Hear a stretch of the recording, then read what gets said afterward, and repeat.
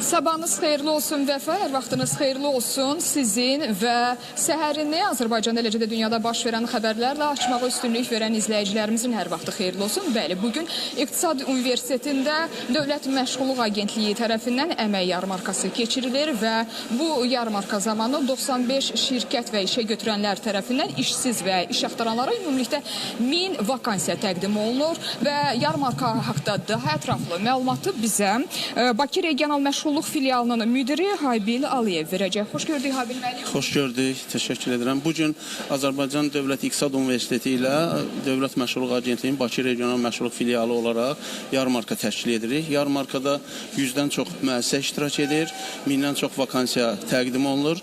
Burada əsas məqsədimiz işsiz və iş axtaran şəxslərlə işə götürənlərin təmasını yaratmaq, həm işsiz və iş axtaran şəxslərin rahat iş yerinə əl çatanlığını təmin etmək, həm də işə götürənlərin özünün tələblərinə uyğun peşə və bacarığı olan işsiz və iş axtaranları birbaşa görüşdürməkdir.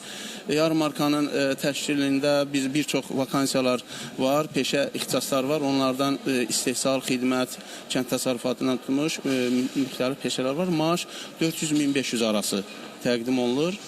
Əgər burada uyğun peşə və bacarığı olmayan vətəndaşlarımız olsa, onlar Dövlət Məşğulluq Agentliyinin 175 adda peşə kursu var ki, oraya cəlb olunaraq 1 aydan 6 aya təlimə cəlb olunur, sertifikatlaşdırılır və əmək bazarına qazandırılır. Habil müəllim, bəs tələbələrin iştirakı necə? Onlar müraciət edə bilərlər? Əsasən buradakı yarmarkada ağırlıqlı tələbələr və keçmiş məzunlardır və bu yarmarkanın fərqi ondan ibarətdir ki, ixtisaslı kadrlar artıq müraciət edir. Onların gələcək peşə və bacarığı qiymətləndirilir və işə qəbulu üçün işlər aparılır. Neçə gün davam edəcək, yoxsa ancaq bugün keçirilməsi nəzərdə tutulub? Bugün günortadan sonra, yəni təxminən saat 3-ə qədər davam edəcək və iş müraciət edən bizim kadrlarımız müəssisələr tərəfindən qeydiyyata alınır. Biz 2 ay ərzində onları izləyirik, onlardan nə qədər işə cəlb olunur, daha sonra izləyirik və daha sonra peşə və bacarığı olmayan öz biznesini qurmaq istəyənlər də özünün məşğulluq tədbirləri çərçivəsində biz aktivlərlə təmin etmək üçün qeydiyyata alırıq. Təşəkkür edirəm Habil müəllim, minnətdaram.